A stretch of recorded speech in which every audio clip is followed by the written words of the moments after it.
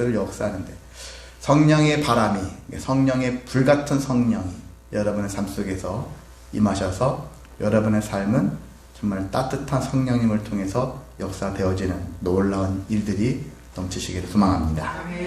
네, 이 시간 우리가 나의 왕이 오셨다 라는 제목을 가지고서 함께 말씀을 나누려고 합니다. 사람들은 자기중심적이라고 하죠. 모두가 자기중심적입니다. 모든 것들을 내가 보는 것, 듣는 것, 말하는 것, 느끼는 것, 다 모든 거 원하는 것까지도 다 자기중심적이거든요. 다 그런 관점에서 보게 되어 있어요. 예외가 없습니다. 사람들은 다 그렇게 봅니다.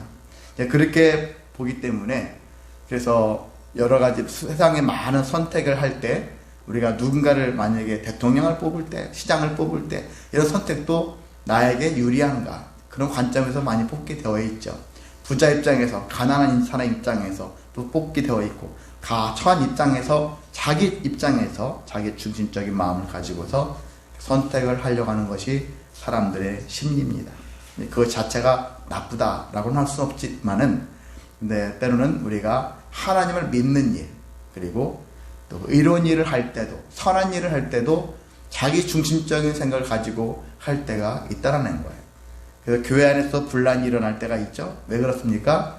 하나님의 일을 하는데 싸워요. 하나님의 일을 하는데도 다툼이 일어나요. 왜 그렇습니까?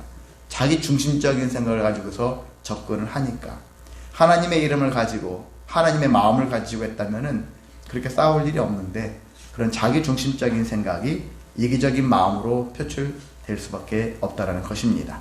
그래서 자기 중심적인 것을 버리지 않으면, 자아가 죽는다는 다른 의미가 될 수 있는데, 이렇게 살지 않으면 우리는 어디로 갈 수 있냐면 자꾸 타락할 수 있는 길로 가는 거예요. 교만해질 수 있는 길로 갑니다. 나를 중심으로, 하나님이 중요하지 않아요. 예수님을 찾을 이유도 없고 성령님이 역사할 필요도 없습니다. 왜? 그분들이 오시면 내가 자꾸 죽어야 되는데, 죽기는 싫잖아요. 내가 살아있어야 되는데, 이런 마음이 강할수록 사람들은 자기 중심적인 것에서 벗어나기가 어렵다는 것이죠. 자기 중심적인 생활을 계속하다 보면은 타락할 수밖에 없다. 타락의 길로 갈 수밖에 없다. 그래서 우리가 나를 위해서 오신 예수님, 나를 위해서 오신 왕이신 예수님을 알게 되어지면은 나의 삶이 어떻게 지금 돌아가고 있는지를 알 수가 있거든요. 제가 어제 그 주례사에서도 그런 얘기를 했거든요. 예수님을 믿어야 된다. 신앙생활에 대한 강조를 했거든요.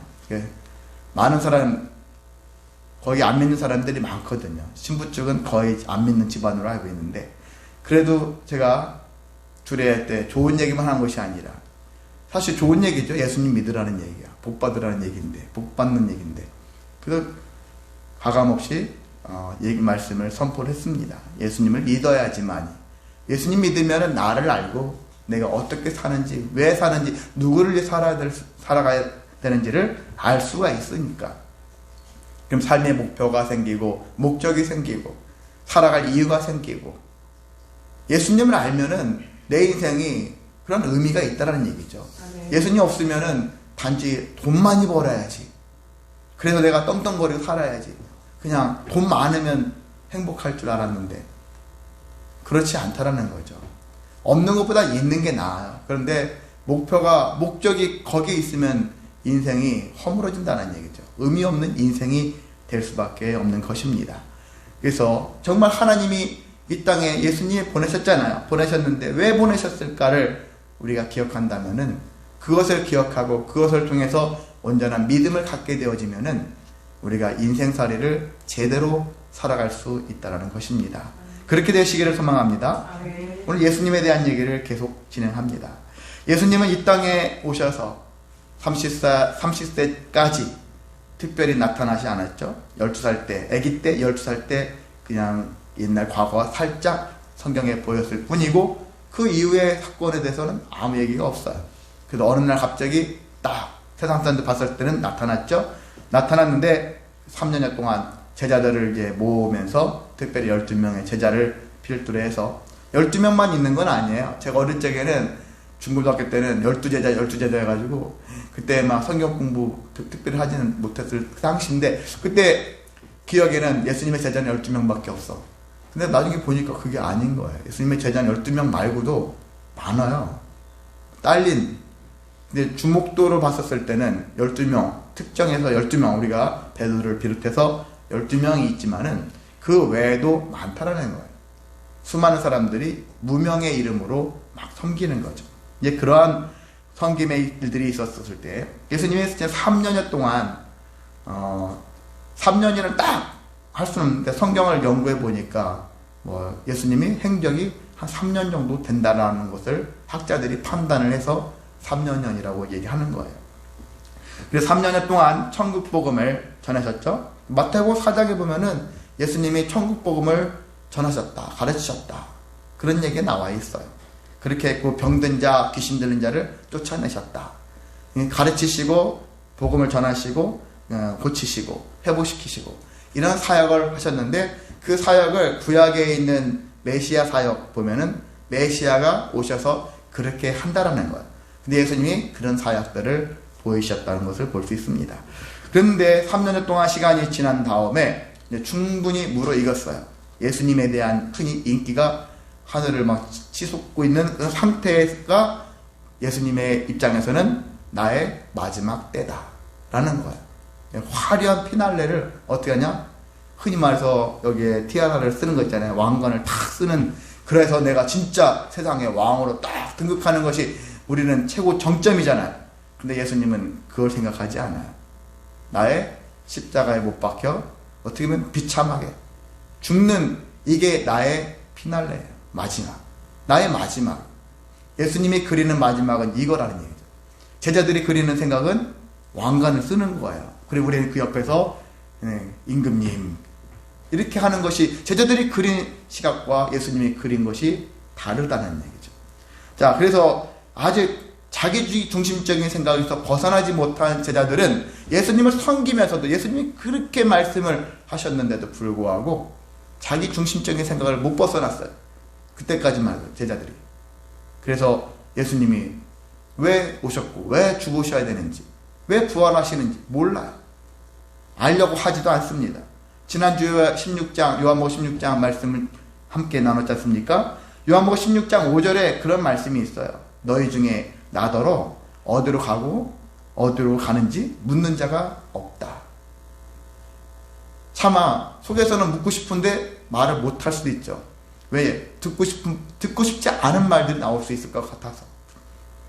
그 느낌은 있잖아요. 3년 동안 예수님이 가끔 우리에게 동떨어진 이야기를 가끔 하실 때가 있잖아. 나 죽을 거다, 그리고 4월 만에 부활할 거다. 근데 우리에게는 지금 다가오지 않는 얘기들을 하시는 거죠. 근데 지금 또 어떤 얘기를 하시는데 그 얘기가 나를 막 기쁘게 하는 얘기가 아니라 묻기가 싫은 거예요.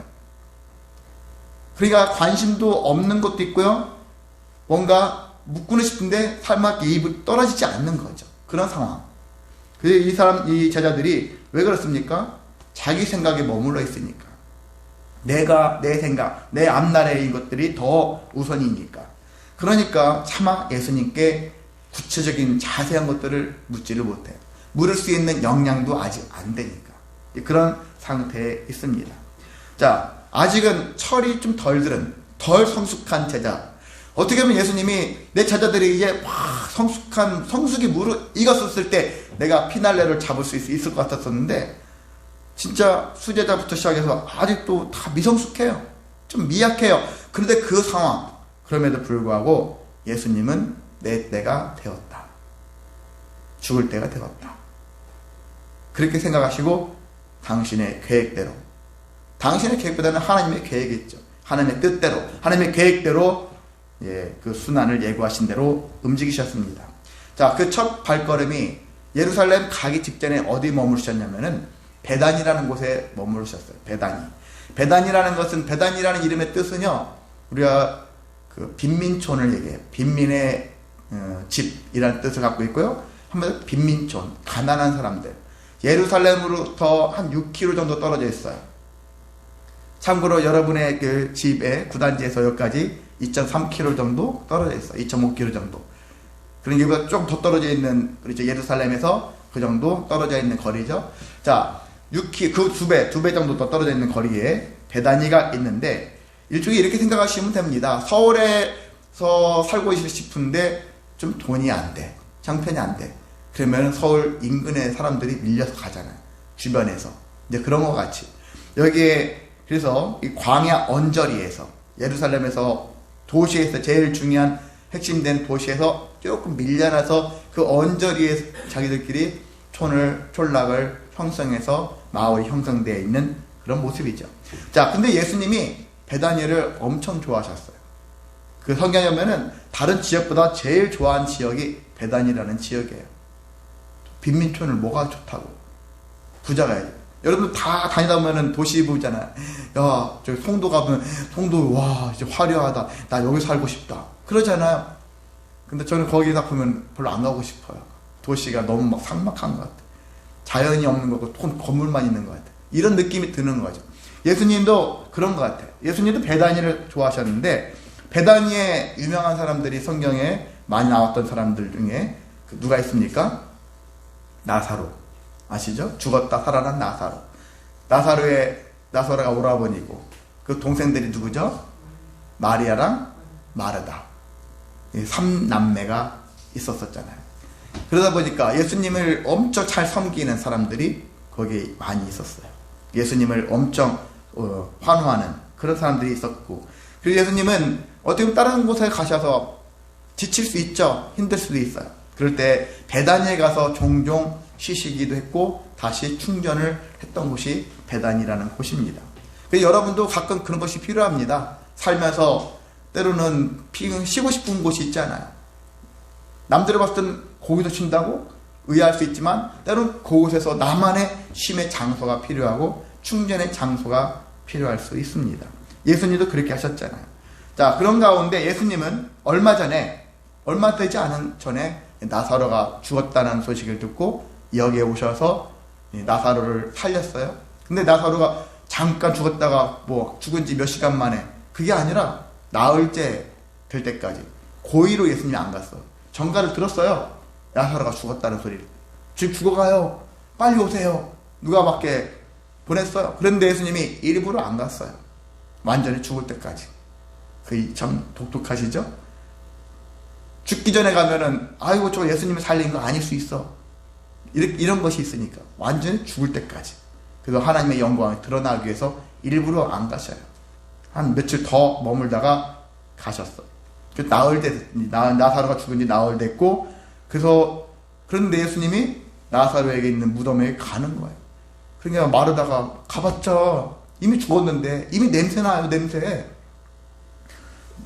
완전 죽었는데 어떻게? 근데 죽은 게 아니다. 자는 거다. 예수님이 그렇게 말씀하시면서 나사로 보고 일어나라. 일어나 나오라. 그렇게 나오는 거죠. 그래서 칭칭 감았잖아요. 미라처럼. 그런데 풀어놓아 다니게 하라.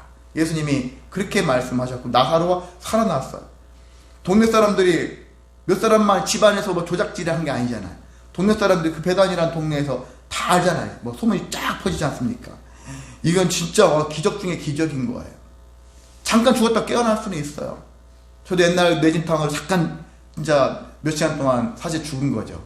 저 깨어났을 때 지금 무슨 일이 생겼는지, 왜 내가 이렇게 돼 있는지 이게 정말 필름이 완전히 끊어지더라고요. 전 단계 누가 얘기해 주지 않으면은 아주 미스테리일 거예요. 영원히 내가 그때 왜 쓰러졌지? 그런 생각이 들 정도로 주변에서 얘기해주고 자꾸 얘기해주니까 쓰러지기 직전에 내가 어디까지 생각이 복원이 되어지더라고요. 안 알려주면 모르는 거예요. 바로 그런 상태가 되어지는 것이죠. 자, 그런 것처럼 그래서 기적이 막 일어나니까 베다니에 여기부터 확산이 되어지면서 많은 사람들에게 소문이 더 확산이 되어지는 거예요. 그 사람들이 예수님을 보기 위해서, 그리고 또 나사로를 확인하기 위해서 오는 거예요. 사람들이 많이 더 모여지고 있는 상태였습니다. 자, 베다니라는 지역에서 또 예수님이 한 가지 사건이 있었었죠? 어떤 일이 있습니까? 12장 1절부터 8절까지 있는 말씀이죠. 어떤 일입니까? 마리아가 예수님을 위해서 향유 옥합을 깨트린 사건이에요. 여기에는 예수님 있잖아요. 발에다가 부었다. 3절에 예수의 발에 부어가지고 자기 머리털로 닦았다 라고 하는데, 다른 마태복음에는 성경에 다른 데서는 어떻게 되어 있냐면은 머리에 부었다 라고 나와 있어요. 머리에 부었다. 근데 유추할 수는 있어요. 머리에 부으면 어떻게 돼요? 밑으로 떨어질 수는 있잖아요. 그럼 밑에 떨어진 거 그걸 또 그걸로 발로 닦을 수도 있으니까. 성경이 틀리네, 여기저기 다르네, 그렇게 볼 게 아니라 연관성으로 쭉 이해하시면 될 것 같습니다. 자, 이 행위를 했어요. 근데 이것을 어떻게 볼 수 있느냐면, 이 마리아는요, 자기가 뭐 신학적인 거 알겠습니까? 신학적인 거 모를 거예요. 그런데 단지 마리아가 머리를 기름을 부었고 그걸로 머리털로, 자기 머리털로 예수님의 발을 닦은 행위는 어떤 의미냐? 내 오라버니를 다시 살게 해준 것에 대한 감사겠죠. 그 전에도 감사했는데 특별히 죽은 자를 살리신 예수님이 얼마나 감사했겠어요. 그래서 내가 갖고 있는 소중한, 그게 300데나리온의 가치라 하잖아요. 300데나리온. 300일, 노동자 300일의 품삯에 해당되는 거예요. 그러니까 결코 작은 건 아니에요. 수천만 원, 오늘날 수천만 원 되는 거죠. 뭐 하루 일당 10만 원이라면 지금 3천만 원 정도 해당되는 건데, 그걸 그냥 깨트려 가지고 예수님의 머리에다 붓고 그냥 어떻게 보면 소비해버린 거죠. 근데 그렇게 했는데, 이 사건을 우리가 영적인 측면에서 어떻게 보냐면은, 여러분, 메시아가 뭐예요? 그리스도란 뜻을 갖고 있었을 때 그 의미가 뭡니까? 명확한 뜻은 기름 부음을 받는 자라는 뜻이에요. 기름 부음을 받는 자. 예수님이 비로소, 지금까지 기름을 부은 그런 사건이 없잖아요, 예수님에게. 기름 부음 받는 자들은 보통 세 종류죠. 제사장, 선지자, 왕. 세 종류의 분에게 기름을 부어가지고 그 사람의 기름 부음에 합당한 사람으로 세웁니다. 근데 예수님을 우리는 뭐라고 하냐면은 왕이자 제사장이자 선지자다. 세 가지를 다 한꺼번에 가지신 분이다. 그러니까 예수님이 지금, 마리아는 신학적인 의미로 한 건 아니에요. 감사의 의미가 더 컸을지 몰라도 예수님은 그것을 의미를 부여를 하는 거고, 또 많은 신학자들도 그 의미를 더 부여해서 예수님이 기름 부음이 완성이 되었다 라고 볼 수 있는 것입니다. 그래서 기름 부음을 받아서 메시아다, 그가 그리스도라는 것들을 그렇게 우리가 지금까지 계속 할 수 있고요. 계속 이후에도 예수님은 메시아다, 그리스도라는 얘기를 할 수가 있는 것입니다. 그래서 마리아의 단순한 행위, 그에게 감사의 행위였을 뿐인데, 이 사건은 성경대로 이루어지는 사건이 될 수 있는 거예요. 그것을 통해서 우리는 그렇게 생각하면 됩니다. 저와 여러분 신앙생활 하잖아요. 나의 어떤 행위가 다른 사람 봤을 때는 저 사람 좀 독특한 행위를 하네? 그런데 그 행위가 여러분이 주님의 오심을 위해서, 주님의 부활하심을 위해서 한 어떤 행위가 되어져서 의미가 될 수 있는 행위가 될 수 있다는 것입니다. 그래서 주저하지 마시고 하나님이 기뻐하실 만한 행위를 여러분이 행하시길 원합니다. 제가 구체적으로 이걸 하세요, 저걸 하세요, 그게 아니라 여러분이 감동되어지면 그 감동되어진 것들을 하나님께 하시라는 얘기죠. 하셨을 때 그것이 엄청난 놀라운 기폭제가 되어져서 더 많은 자들에게 유익을, 은혜를 끼칠 수 있는 삶이 되어질 수 있습니다. 예.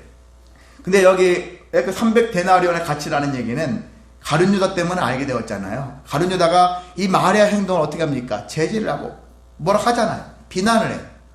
비판적인 것처럼 보이지만 비난에 가까워요. 그래서 이걸 왜 쓸데없이 깨트려가지고 이걸 이렇게 소비했느냐? 이것을 팔아가지고 가난한 자에게 주지. 여러분이 그렇게 생각하면 가룟 유다가 엄청나게 뭐 이렇게 많은 선을 베풀고 하는 사람같이 느껴지잖아요. 근데 그렇지 않다라는 거예요. 그 다음에 보면은 요한은 여기 6절에 보면은 그는 도둑이라 그렇게 생각하는 거예요. 도둑이래요. 가룟 유다는 도둑이래요. 돈 욕심이 있다라는 거예요. 돈 욕심. 저걸 팔아가지고 한몫 어떻게 해볼까 하는 이런 마음을 가질 수 있는 사람이라는 거예요. 기회만 되면 나에게 어떤 몫이 떨어지면 내가 팔아줄게 해놓고서 만약에 얼마에 팔고서 얼마 먹은 지가 딱 빼먹는, 횡령하듯이 하는 이런 사람들이 있잖아요. 이런 마음을 가진 자의 심보예요. 그리고 실제 가룟 유다 같은 유의 사람들은요, 흔히 교회적으로 보면은 헌금이 안 하는 사람들이 나중에 보면은 헌금 얘기하고 그런 경우가 많아요. 흔히 말해서 그걸 언급하는 사람들은 안 할 경우가 훨씬 많다. 하는 사람들은 거의 침묵하죠. 잠잠하고 믿음으로 하는 거니까 할 말이 없는 거예요. 믿음으로. 근데 믿음이 없는 가운데 내가 뭐 했어, 아니 이렇게 해야 돼, 이거 막 주장하는 사람들 치고 믿음이 충만한 사람들이 많지 않아요. 사실 그렇습니다. 예, 그런 것과 같이 가룟 유다는 입만 살았어요. 그리고 잘못된 자기중심적인 마음을 가지고서 마리아를 비난하기에 급급했지만은 7절에 예수님이 뭐라고 합니까? 그를 가만두어라. 나의 장례를 위해서 준비한 거다. 그런 얘기를 하면서 이 여자가 행한 일 나중에 어디 가든지 계속해서 간증이 이루어질 것이다라는 얘기를 예수님이 말씀하셨습니다. 예, 그렇습니다. 우리가 이렇게 자기중심적인 마음을 가지고 이기적인 마음을 가지고 살면은 주님 영적인 감각이 떨어질 수밖에 없어요. 하나님이 그때마다 성령을 통해서 감동을 주시는데 그 감동을 다 까먹어요. 그리고 계속 내가 해왔던 방식대로 살아가려고 하는 것이 우리들의 모습입니다. 자, 예수님이 이제 하룻밤 그게 토요일 날 베다니에 가셨고요. 그 다음날 주일쯤에 벳바게라는 곳에 가셨는데, 벳바게는 예루살렘에서 3km 정도 떨어져 있는 것. 그러니까 베다니는 6km 떨어졌죠. 그 사이에 벳바게가 있는 거예요. 중간에. 그래서 벳바게와 베다니는 어떻게 보면 비슷한 그냥 윗동네 아랫동네 같은 느낌의 동네라고 볼 수 있습니다. 이 벳바게에서는 어떤 일이 있냐면은 나귀를 타신 거죠. 예수님이 나귀, 어린 나귀를 타셨어요. 일반적으로 이제 왕이 뭐 갈 때 행진할 때 짐승을 타고 가잖아요. 그런데 어떤 사람은 말을 타고 가는 경우 있고 어떤 사람은 나귀를 타요. 다윗 같은 경우도 옛날에 보면은 나귀를 타고 갔다. 그렇게 성경에 나와 있고요. 여기 예수님도 나귀를 탔어요. 아직 곡비를 내지 않은 어린 나귀를 타셨다. 말을 타는 경우는 어떤 것을 상징하냐면요, 호전적이에요. 장군이라든지 전쟁을 나가는 이런 개념의 일들을 할 때를 말을 타고 나간다는 개선장군 같은 느낌의 호전적 측면에서의 그런 측면이라면은 나귀를 탔다는 얘기는 다른 의미예요. 이따가 말씀을 드리겠습니다. 자, 그래서 나귀를 타고 예루살렘에 들어가십니다. 근데 이때 예수님이 피곤해서 나귀를 타셨을까? 그렇지는 않아요. 성경에 보면은 피곤한 적이 많으세요. 근데 나귀를 타셨다는 얘기는 성경에 나와 있지 않아요. 다른 데 나와 있지 않습니다. 오로지 예루살렘 지금 입성하는 그 당시에만 나귀를 타셨다라는 거죠. 그러니까 전적으로 피곤에 의한 나귀 타심이 아니라 어떤 목적이 있다는 얘기죠. 의미가 있었던 것이라는 것입니다.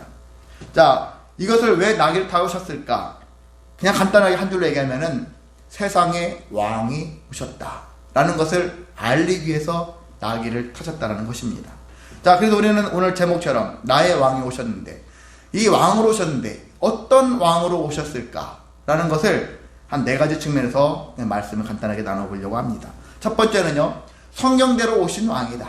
예수님은요, 그냥 어느 날 갑자기 스스로 내가 왕이다 하면서 온 왕이 아니라 이미 구약시대부터 오래전부터, 구약이 언제부터일까요? 여기에만 이사야 선지자라든지 수많은 선지자들부터 왔을까요? 그렇지 않아요. 언제부터 하냐면 창세기부터 가요. 창세기 3장 그쪽에 아담과 하와가 범죄를 했잖아요. 타락을 했습니다. 하나님을 멀리하고 우리끼리 잘 살 수 있어, 이런 마음 가진 것부터 타락이잖아요. 근데 그때부터 하나님이 구원 계획을 세운 거예요. 인간들에게 타락이 들어왔구나. 그래서 언젠가는 이 타락된 것들이 이제 만연되어지고 더 많은 타락이 이루어질 건데, 근데 나는 너희들을 사랑해. 사랑하려고 하면 어떻게 해야 됩니까? 구원을 해야 되잖아요.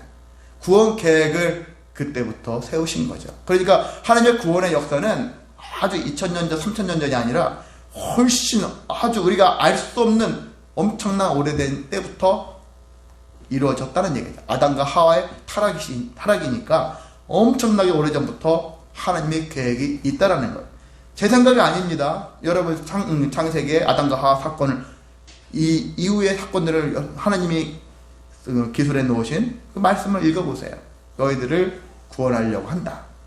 그리고 아브라함 때도 구원 계획을 말씀하시고, 다윗 때도 그렇고, 선지자들 통해서 계속 성경은 구원 계획을 계속해서 구원 계획을 말씀하셨어요.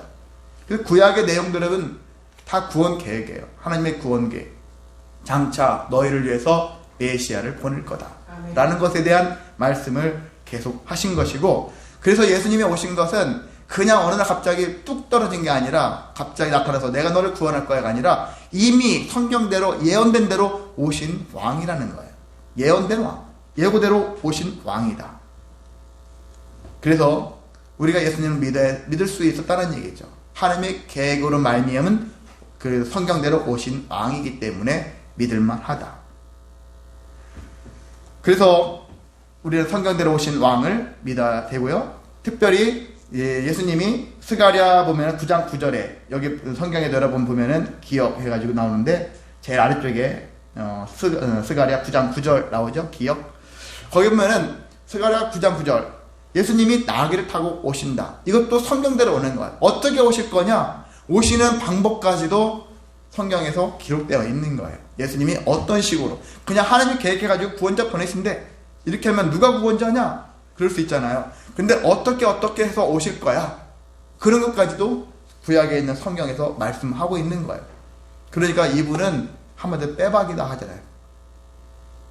좀 나쁜 의미로도 많이 쓰기도 하지만 정말 성경이 근거다. 성경대로 오신 왕이다. 라는 것을 알 수가 있는 것입니다. 그러니까 우리가 믿는 예수님은 메시아가 맞다라는 것을 여러분이 기억하시기를 소망합니다. 자, 두 번째는 겸손의 왕으로 오셨다는 얘기예요. 겸손하신 왕. 겸손하신 왕인데 예수님이 스스로도 얘기하셨죠. 나는 온유하고 겸손한 자다. 그렇게 말씀을 하셨잖아요. 많은 정치인들에게서 여러분이 온유와 겸손을 찾을 수 있겠습니까? 그런 분들도 있긴 있어요. 그런데 대체적으로 전면에 나서는 사람들을 치고 좀 온유하고 겸손한 사람보다는 호전적 성격을 가진 사람들이 많아요. 자기가 뭔가를 해보고자 하는 마음들이 강합니다. 예수님이 나귀를 왜 타셨을까? 그것은 겸손의 상징이에요. 아까 말 타는 경우는 호전적이라고 했잖아요. 전쟁을 위해서 전쟁터로 나가려고 하는 내가 이겨버릴 거야 하는 그런 마음으로 나귀를 타는 경우가 많은데 여기에 예수님은 나귀를 타셨다. 그것은 전쟁, 나 싸우러 오는 게 아니야. 너희들의 앞에서 겸손한 모습을 가지고서 겸손의 왕이 오셨다라는 것들을 보이게 해서 왔다라는 얘기죠. 그래서 겸손, 메시아에게 가장 중요한 덕목 중에 하나도 겸손이에요. 왜? 하나님으로부터 말미암아서 보내심을 받은 자잖아요. 하나님께 보내심을 받은 자가 해야 될 일이 뭡니까? 흔히 대사가 있잖아요. 대사. 주일 대사, 주미 대사, 대사가 있잖아요. 그들에게는 자기 생각이라는 것보다는 나라 주권자의, 지금 현재 대통령의 생각이 더 중요하거든요. 그분의 뜻을 전달하고 그분의 뜻대로 일을 진행하는 게 중요한 것처럼 예수님은 겸손해야 되잖아요. 하나님의 뜻을 받들어서 사명을 감당하려면. 그러니까 마찬가지로 우리도 마찬가지입니다. 예수님을 배우려면 우리도 예수님의 온유와 겸손이 있어야 되겠죠. 그런 마음을 가지려고 몸부림쳐야 하는 것입니다. 자, 세 번째는 평강의 왕으로 오셨다. 평안의 왕이라, 평강의 왕이다. 그래서 우리가 샬롬이라고 하잖아요. 샬롬이라는 것, 평강. 사실 이스라엘 사람들, 우리나라 사람도 그렇고 옛날부터 많이 침략을 당해가지고 평안이 없어요. 정말 집 안에서 싸우지만은요, 외적으로 다른 나라에서 침략 하도 많이 받은 나라. 우리나라도 그렇잖아요. 그래서 평안을 뭔가 갈구하는 마음들이 있는데 예수님이 오신 이유는 평안을 주기 위해서 온 거다. 싸우러 온 게 아니란 얘기죠. 세상은 전쟁터지만 내적으로 외적으로 계속 전쟁에 발발하고 있지만 근데 예수님이 오시면 그 곳은 예수님을 믿는 자들에게는 평안이 넘치게 된다. 아멘. 세상이 줄 수 없는 평안이 있게 되어진다라는 사실입니다. 그래서 예수님이 여러분 집안에 가시면 여러분 집안이 평안해져요. 아멘. 직장에 가면 직장도 평안해지고 교회 오면 교회도 평안해지고 아멘. 이 나라가 예수님을 향하여 몸게 계속 부르짖으면 이 나라가 하나 될 수밖에 없는 거예요. 아멘. 우리를 비롯해가지고 더 퍼지면 온 인류가 하나 될 수 있는 거거든요. 예수의 이름으로 모이는 거거든요. 아멘. 그렇게 되어질 수 있는데 예수를 물리치니까 전쟁이 많아지는 거예요. 더 많아지잖아요. 지금 계속 어디서 뭐가 터질지 모르는 일들이 많지 않습니까? 계속 지뢰밭 같은 인생이잖아요. 왜 그렇습니까? 예수님이 안 계시니까. 근데 예수님은 우리가 오시게 해야 되는 거거든요. 아멘. 예수님은 늘 오시고 싶어 하거든요. 대기하고 계십니다. 그런 것처럼 여러분이 예수님을 찾으셔서 평안을 추구하시기를 소망합니다. 아멘. 자, 마지막으로 구원의 왕으로 오셨습니다. 구원의 왕. 제일 큰 목적이죠. 우리를 죄에서 구원하기 위해서 오셨다라는 아멘. 사실입니다. 자, 예수님이 6월절을 맞이해서 6월절에 다른 날도 아니고 6월절. 이스라엘 사람들이 제일 중요하게 여기는 6월절이잖아요. 제일 명절인데 우리가 지금 기독교는 이제 부활절이죠. 부활절이 제일 중요해요. 자, 추수감사절도 중요하지만 사실 제일 기독교의 핵심은 부활절이거든요. 자, 부활절인데 여기서 6월절이에요. 6월절인데 6월절은 무슨 날인 줄 알죠? 출애굽 당시에 10번째 재앙 있잖아요. 10번째 재앙. 문지방에 피를 이렇게 칠하는 곳은 지나가고 칠하지 않은 곳은 아들 장자들이 죽잖아요. 그 사건들. 그래서 6월절이라는 것은 넘어간다는 뜻을 갖고 있어요. 그 6월절 하나님이 너희를 살리기 위해서 이렇게 하셨다는 것을 기념하는, 하나님이 기념하라 해서 지키는 거예요. 이스라엘 사람들 스스로가 우리가 너무 기뻐서 지켜야지. 그것도 물론 좋겠지만은 성경에 보면은요 명백하게 나와 있어요. 6월절 내가 한 것에 대해서 너희들 기억해서 나를 기념하라. 예수님도 기념하라 했죠. 뭘 기념하라고? 주의 만찬이잖아요. 떡과 포도주를 마시는 걸 나를 기념하라. 예수님이 다 기념하라는 얘기 안 하셨잖아요. 그러니까 구약에서는 6월절을 하나님이 나를 기념하라 했고요. 신약의 예수님이 주의 만찬을 나를 기념하라. 이걸로 나를 기억해서 내가 한 일을 기억해서 나를 섬기는 것, 나를 믿는 것에 대해서 주저하지 말고 나를 기념하라. 그래서 우리가 그렇게 따라가고 있는 것입니다. 자, 6월절을 맞이해서 예루살렘에 들어가셨어요. 자, 예루살렘에 들어가셨는데 여러분은 그냥 왕으로 들어가셨다 생각하지만 이 왕의 모습으로 야기를 타고 들어가셨지만은 예루살렘에 예수님이 지금 들어가시는 이유는 제물로 들어가시는 거예요. 제물. 세상에 왕으로 막 등극하려고 하는 그런 개념이 아니라 제물이 되기 위해서 한번 죽으러 들어가는 거예요. 자, 6월절 무슨 절기마다 구약에 보면은 제사 지내라고 하죠. 제사법이 나오잖아요. 제사 지낼 때 뭐가 필요합니까? 제물이 필요하죠. 제물이 필요한데 이스라엘 사람들이 6월절 하면 온 동네 사람들이 아니라 만약에 6월절이면은 대한민국에서 6월절이 안산에 이루어진다. 모든 남자 20세 이상 남자들을 기준해서 다 와야 돼요. 1년에 한 번 정도 다른 건 몰라도 6월절만큼은 왔어야 돼요. 이 지역이 어떻게 되겠어요? 인산인해겠죠. 정말 우리나라에 있는 모든 사람들이 다 남자들이 다 왔다 생각해봐요. 수많은 사람들이 왔습니다. 그런 가운데 동물들이 몇 마리가 죽었을 것 같아요? 1인당 한 마리는 아니에요. 양 한 마리를 죽일 때 한 사람이니까 한 마리. 그게 아니고 양 한 마리에 대략 뭐 가족 단위로고요. 당시에는 우리는 요즘에 4인 가족이죠. 대체적으로 부모, 자식들 4인 가족이라고 하지만 옛날에는 그런 게 아니잖아요. 저희 집안만 해도 뭐 7남매인데 제 아내도 7남매잖아요. 옛날에는 그거 더 많을 수 있어요. 10남매 이게 될 수 있잖아요. 한 가족 단위. 그러니까 한 10명 정도 될 수도 있다는 얘기죠. 그러니까 10명 단위로 한 마리 정도 그렇게 할 수 있는 거죠. 자, 그러는데 어떤 당시에 거기서 예수님 사건 이후에 어떤 별로 많이 떨어지지 않았을 당시에 어떤 요세푸스라는 역사학자가 있는데 그 사람이 조사한 바에 따르면은 당시에 6월절에 죽은 양이 제물로 드려지는 양이 무려 25만 마리 이상이 된다는 거예요. 엄청 많죠? 25만 마리 이상. 그 짧은 시간 동안에 엄청나게 많은 양들이 그냥 제물로 드려지는 거예요. 수많은 제물들이 다 드려지는 것이죠. 자, 그런데 예수님은 그 중에 한 마리의 양으로 가시는 거예요. 어떤 양? 침례 요한이 말한 하나님의 어린 양으로서 들어가시는 거예요. 자기가 제물이 되기 위해서 들어가시는 겁니다. 왜 들어갔습니까? 모든 영혼을 구원해야 되고 이제 제물로서 드려지는 이 피제사를 마침표를 끝내는 거예요. 내가 마지막 희생 제물이다. 이후부터는 너희들이 이제 이후부터 소나 양이나 비둘기로 제사를 지낼 필요가 없다. 너희들이 나를 믿으면 바로 그게 제사다. 제물로 나는 이미 드려진 거고 그때 당시에 사람들한테만 해당되는 것이 아니라 이후에 모든 사람들까지도 예수를 믿는 자들이 지금까지 동물의 피제사를 지낼 필요가 없이 이미 예수라는 것을 믿은 자체가 피제사를 지낸 것이니까. 그래서 예수님이 그걸로 끝내는 거예요. 종지부를 찍는 것이 바로 피제사 예수님이 그래서 제물이 되신 것입니다. 자, 그래서 이렇게 예수님께서는 이런 식의 구원하시기 위해서 내가 마침표를 찍기 위해서 죽으셨다는 거예요. 제사를 당신이 기꺼이 드리시면서. 그래서 나중에 다음 주도 하겠지만 엘리 라마 사박다니 그러잖아요. 어찌하여 나를 버리셨나이까. 하나님 하나님 하면서 나의 하나님 나의 하나님 어찌하여 나를 버리셨나이까. 그렇게 얘기를 하게 되어지는 이유가 제물로서 하는 것이라고 말씀드렸잖아요.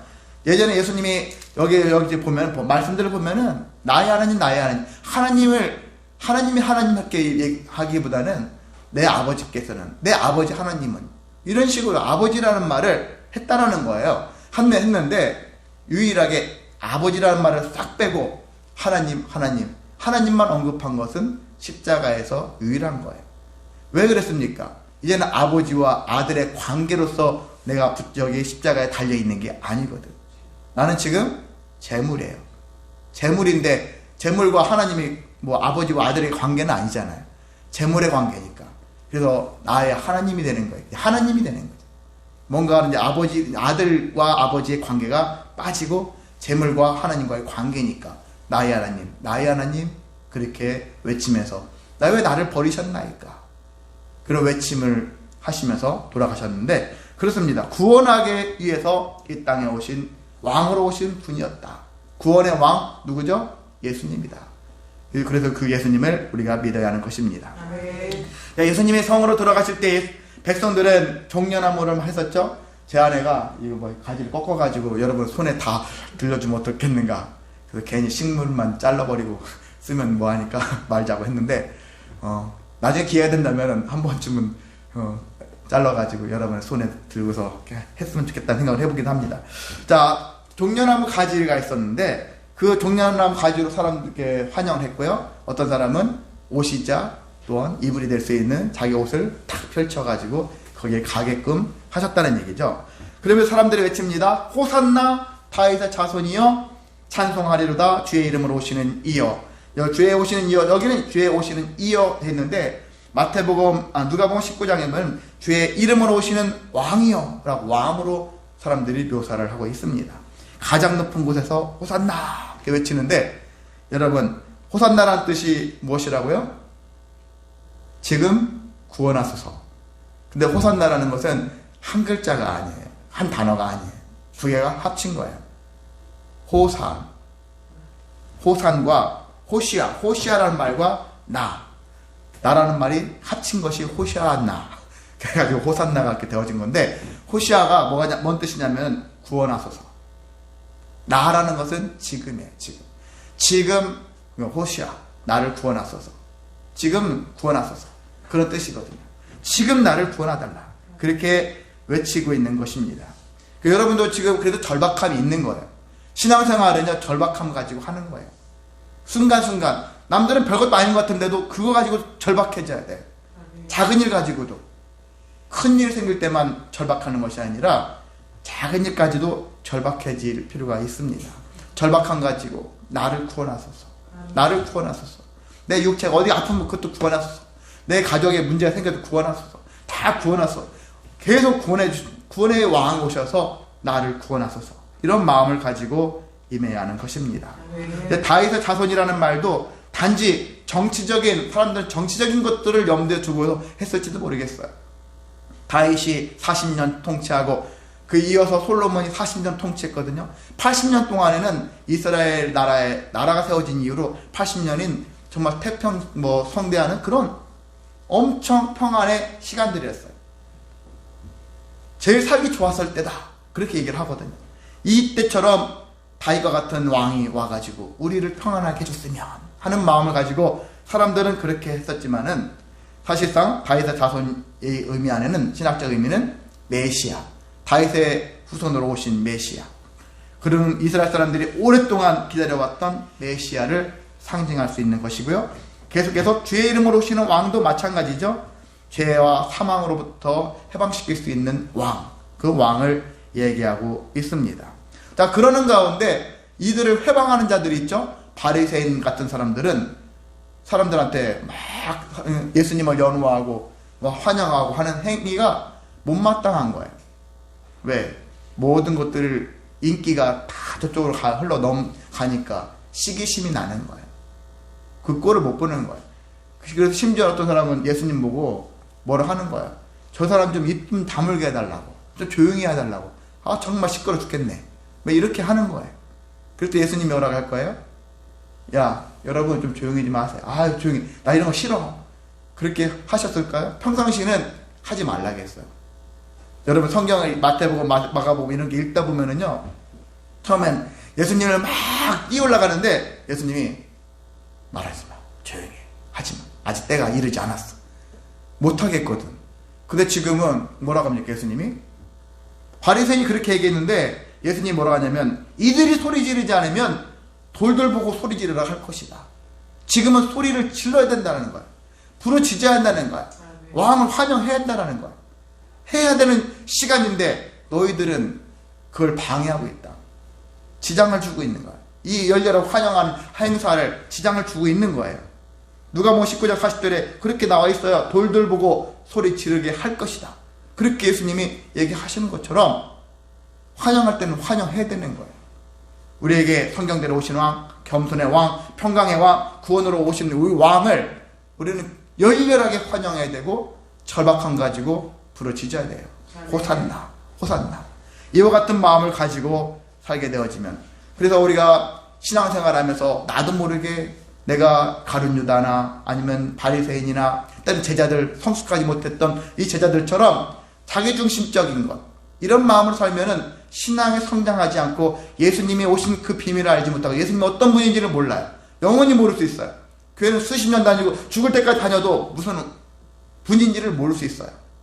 근데 우리가 나를 버리고, 정말 나의 중심적인 생각을 버리고 이기적인 마음이 버려지고 정말 그 왕을 향하여 호산나를 외치면서 절박하게 간절하게 살게 되어지면은 우리가 진정 영원히 구원받고 우리의 삶에도 구원의 은혜가 넘치게 될 줄을 믿습니다.